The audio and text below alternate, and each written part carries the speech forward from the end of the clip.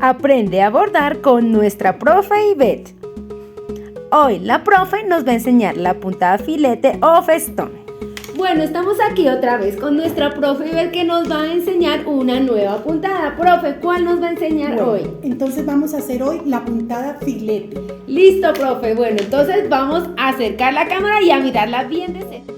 Miren cómo nos va a quedar.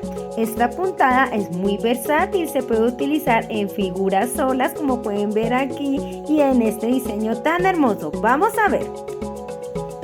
Esta puntada filete nos sirve para hacer bordes, para hacer orillos, para decorar y es bien fácil.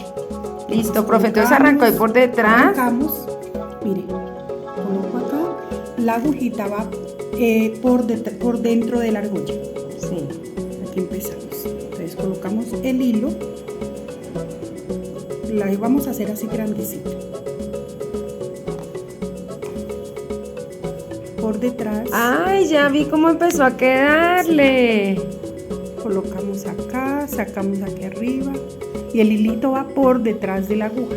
Sí, siempre va por detrás. Por detrás de la aguja. Para que vaya quedando Sí. como metidito ahí, como en la argollita. Como en la argollita.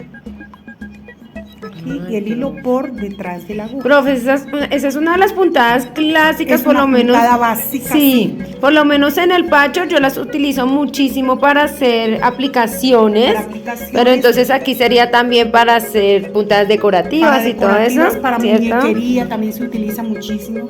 Para hacer bordes. Para poner en los bordes En los de. bordes. Y creo que también esta la que utilizan en los muñecos de paño Lenzi para de coser. paño Lenzi, exacto. Esto es. Listo, profe, miremosla bien aquí. Listo, profe. Entonces, esta fue la puntada de hoy. Muchas gracias, Esta es la profe. puntada filete. Aquí te mostramos algunas ideas donde la puedes usar. Puedes ponerla en aplicaciones, como nos dijo la profe, miren qué hermoso, y también en unión de paño Lenzi para los muñecos. Queda hermosa.